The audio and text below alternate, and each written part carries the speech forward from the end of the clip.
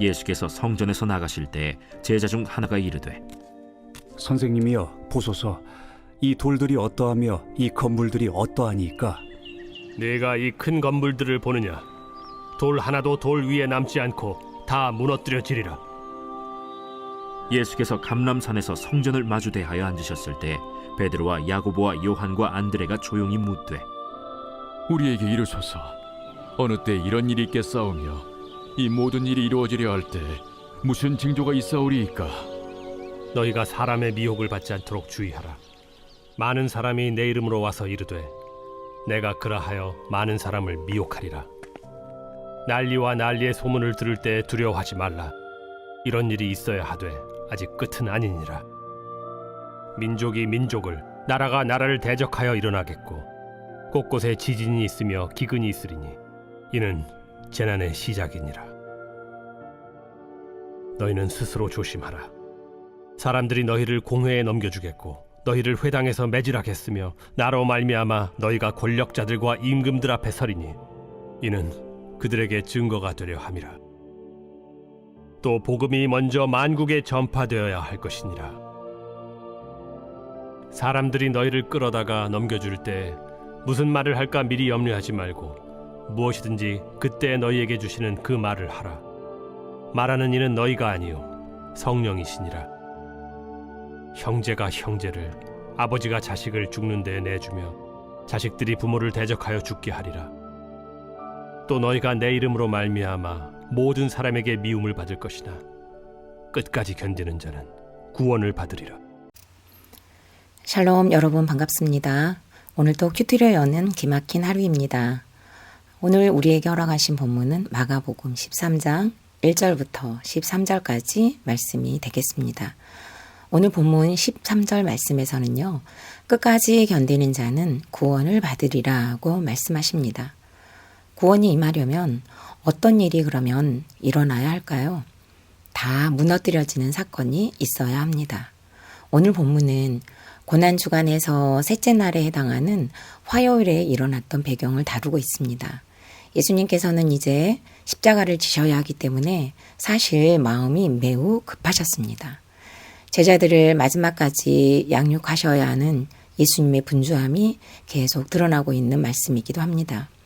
예수님께서는 장소마다에서 끊임없이 양육을 하셨습니다. 입만 무성한 무화과를 보고도 성전에서 벌어지고 있는 매매 현장에서는 매매하는 자들을 쫓아내시고 의자들을 둘러 엎으시면서까지 가르치셔야 했습니다. 어릴 때부터 성전에서 가르침을 받고 오히려 가르치시기도 하셨던 예수님께서 오늘은 두 번 다시 돌아오지 않을 발걸음으로 성전을 떠나십니다.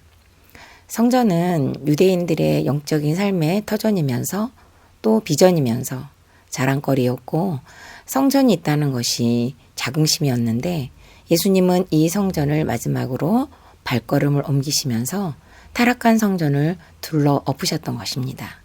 제자들 역시도 이 성전에 대해서 굉장한 자부심이 그리고 자긍심이 있었습니다. 성전을 바라보기만 해도 영적일 것 같은 착각을 일으킬 정도로 화려하고 웅장하기까지 한 아름다운 자태를 뽐내고 있었기 때문입니다. 벽돌 하나하나에다가 보석을 끼워 놓았기 때문에 해가 뜨면 가장 먼저 빛이 나고 저녁에 해가 지는 마지막 시간까지도 가장 강렬한 빛을 선사했다고 합니다. 그리고 벽돌 하나의 크기가 얼마나 큰지 가로는 6.75m, 세로는 3.6m, 높이는 5.4m 크기였다고 합니다. 예수님께서 이 웅장한 성전을 보고 계신 때는 완공한 시점이 아니라 50년 동안 계속되고 있는 모습을 보고 계신 것이었습니다. 하지만 유대인들과 헤롯과의 사이가 불편해지고 또 악화되면서 유대인들의 결속력의 상징이었고 또 구심점이었던 성전을 무너뜨리고 파괴하기 위해 로마의 장군 디도를 보내 이스라엘을 공격하면서 성전과 예루살렘을 철저히 파괴함으로써 문자적으로 완전히 성취가 되었습니다. 가장 아름답게 보이기 위해 벽돌 사이에 박아놓았던 보석으로 인해 더 처참하게 무너진 격이 되었습니다. 로마의 병정들이 벽돌 사이에서 보석을 찾겠다고 벽돌들을 철저하게 허물면서 돌 하나도 돌 위에 남지 않고 무너뜨리는 말씀이 이루어졌습니다. 80년 동안 지어진 성전이 8년 만에 파괴되었던 것입니다. 무엇 때문에 예루살렘 성전이 돌 하나도 돌 위에 남지 않고 무너졌을까요? 그것은 죄 때문이었습니다.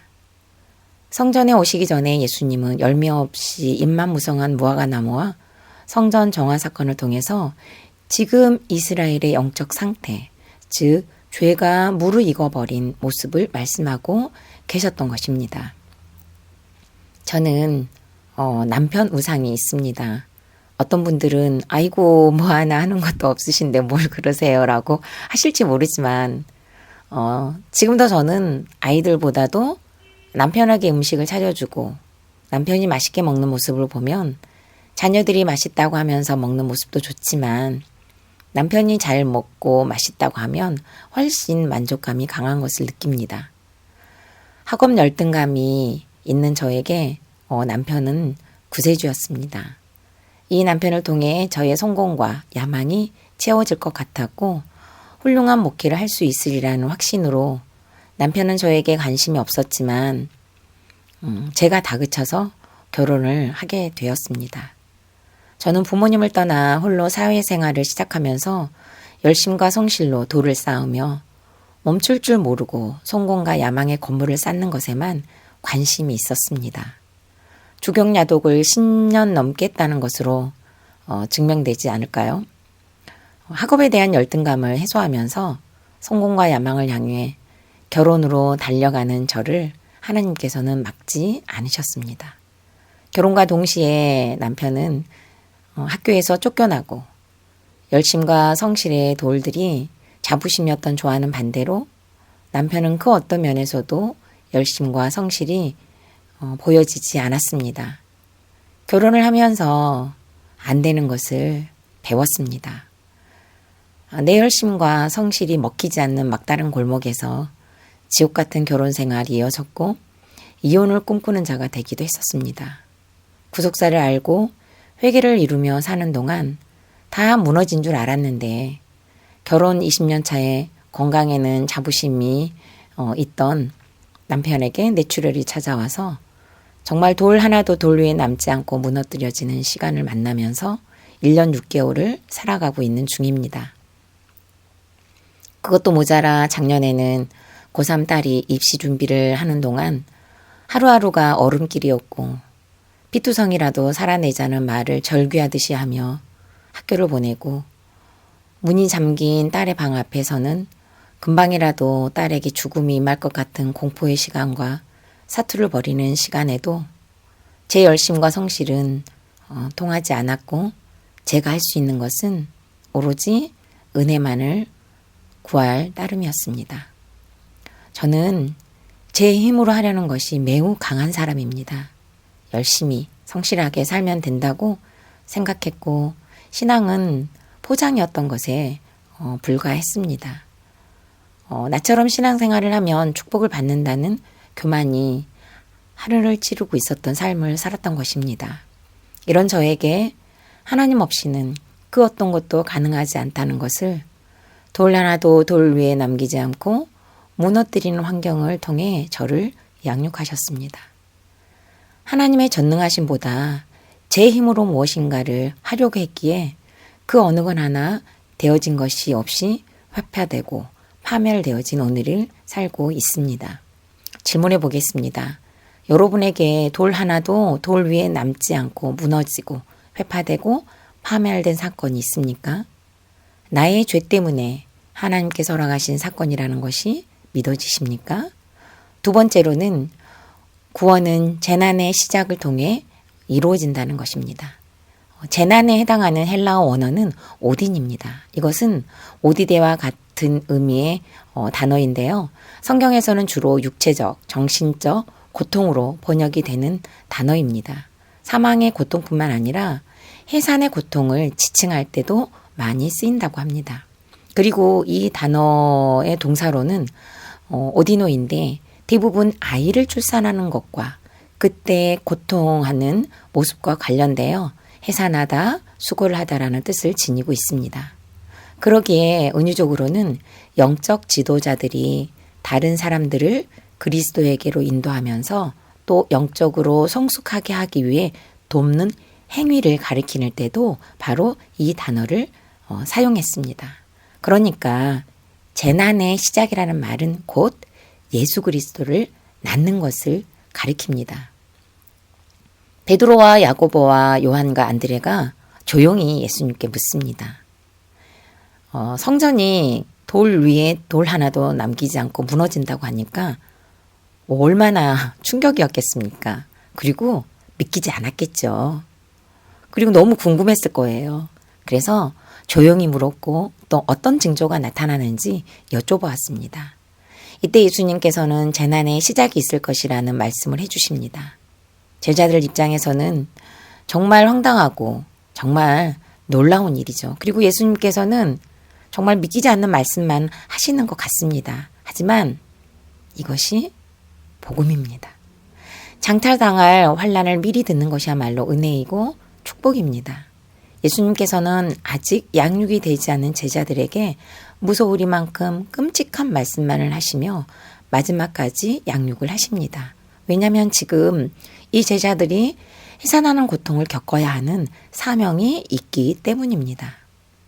남자분들은 이 고통을 상상하기도 힘들겠지만 아이를 낳은 여성분들은 이 고통을 모두 기억하고 있을 것입니다.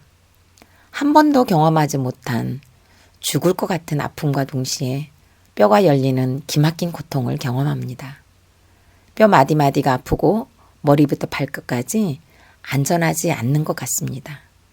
이 죽음과 맞바꾼 고통을 겪은 후에 산모는 아이를 품에 안고 기뻐합니다. 해산의 고통 없이 아이를 품에 안을 수 없듯이 재난 없이는 고난 없이는 구원을 얻을 수 없습니다. 우리는 이 구원을 보고 스스로 조심하고 공회에 넘겨준 것 같이 세상과 사단의 세력에 넘기움바 되고 매질을 당하는 것으로 끝날 것 같지만 그 뒤에 기다리고 있는 영광은 우리가 당한 고난과 비교할 수 없기에 끝까지 견디는 훈련을 받고 있는 것입니다. 큐티인에서도 수많은 지체들의 간증을 보면 고난에 넘기움바 되고 힘겨운 환경 속에서도 인생의 매질을 당하고 있는 것을 우리는 날마다 보고 있습니다. 믿음의 증거를 보고 있는 것입니다. 예수님께서는 제자들을 향해 이런 재난 가운데 있을지라도 무슨 말을 할까 염려하지 말고 너희에게 주시는 그 말을 하라고 합니다. 그 말을 하게 하는 분은 성령이라고 말씀해 주십니다. 이제 제자들을 떠나야 하는 시간을 아시는 예수님께서 성령 하나님에 대하여 말씀해 주시는 것입니다. 가족들이 대적하고 죽이는 사건이 올지라도 예수님을 믿기 때문에 미움을 받을지라도 이상히 여기지 말고 끝까지 견디면 구원을 받는다고 애타게 말씀하고 계십니다. 알아듣든지 알아듣지 못하든지 예수님은 양육을 멈추지 않습니다. 때가 되면 기억나고 때가 되면 깨달아질 것을 분명하게 아셨기 때문입니다. 죽음을 앞둔 예수님의 심정을 전혀 이해하지 못한 제자들이지만 제자들의 이 연약함을 안타까워하시며 양육해 주시는 것입니다. 저는 어린 시절 가난한 환경이었기 때문에 고등학교를 야간으로 진학했었습니다. 남편이 가장의 역할을 해주지 않았기 때문에 어른이 되어서도 가난을 겪어야 하는 것이 너무너무 힘들었습니다. 큰아이를 낳고는 정말 분유를 사서 먹일 환경이 되지 못한 것도 연민으로 올라와 울면서 지냈지만 구속사를 통해 제 삶을 말씀으로 해석받은 후에는 이 가난도 저에게는 훈련이었음을 깨닫게 하셨습니다. 어린 시절 가난한 환경 때문에 어렸을 때부터 가난이 익숙했고 가난을 버텨낼 힘이 길러졌었다는 것을 깨달으며 하나님께서는 연약한 저를 위해 이미 태어날 때부터 감당할 수 있는 훈련을 하고 계셨다는 것을 100% 인정하며 올소에다가 되었습니다.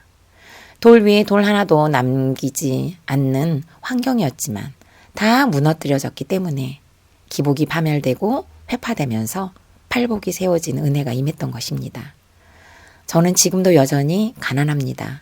1년 6개월 동안 남편은 재활 기간을 보내고 있어서 가정 경제가 넘기움바되고 가난의 매질이 멈추지 않는 환경입니다. 그럼에도 불구하고 이런 연약한 저를 매주 설교를 시켜주시면서 제 삶 구석구석에 자리 잡고 있는 죄의 뿌리를 찾아 회개하며 그 사건으로 역사하신 복음을 외치라고 하시는 은혜에 감사할 뿐입니다. 죄뿐인 인생이고 죄만 짓고 살았던 저에게 그 죄를 노래할 시간을 주셔서 회개하게 하신 주님을 찬송합니다. 구속사의 말씀이 없었으면, 죄인이라고 고백하는 공동체가 없었으면 어찌 제가 이렇게 매주마다 찌질한 저의 일상을 설교할 수 있겠습니까? 재난의 시작이라는 말씀을 듣는 것도 은혜이고 끝까지 견디는 것도 은혜가 있어야 가능한 일입니다. 그러기에 구원도 주님이 주셔야 받을 수 있습니다. 저와 여러분이 날마다 큐티를 하고 죄와 수치를 잘 드러내는 것을 통해 미움을 받을지언정 이것으로 복음이 전파된다면 우물쭈물하지 않고 외치는 은혜를 달라고 기도합시다. 때로는 오픈을 받을 만한 믿음이 있는가를 살피는 지혜가 뒷받침되는 환경을 묵상하시면서 우리가 어떤 죄를 오픈해야 할지, 그러므로 어떤 수치를 당해야 할지 미리 염려하지 말고 오로지 구원을 생각하며 장차당할 복음을 외치고 가고 있는 공동체들을 보면서 또 내 뒤에 따라오고 있는 믿음의 공동체들에게 미리미리 우리의 죄값으로 무너뜨려진 사건들을 알려주는 것으로 예방주사를 맞게 하는 그 역할을 감당할 힘을 성령께서 주실 것을 소망하면서 우리 다 같이 기도합시다. 질문해 보겠습니다. 지체들의 재고백을 들으면서도 아직 내 죄를 고백하고 오픈하는 것이 불편하십니까? 뭘 이렇게까지 해야 하냐며 속으로 무시하고 있지는 않습니까? 지금 나에게 임한 재난은 무엇입니까? 해산의 고통과 같은 수고를 얻게 되는 구원의 목마름이 있습니까? 마지막으로 4월 5일 보석상자입니다. 죄의 실체를 알고 죄의 진행을 막으려면 하나님 앞에 회개하고 엎드리는 것밖에는 방법이 없습니다. 내가 엎드릴 때 하나님의 엑스레이가 나를 비추고 내 속에 더러운 오장육부가 드러나게 하십니다. 아멘. 다 같이 기도드리겠습니다.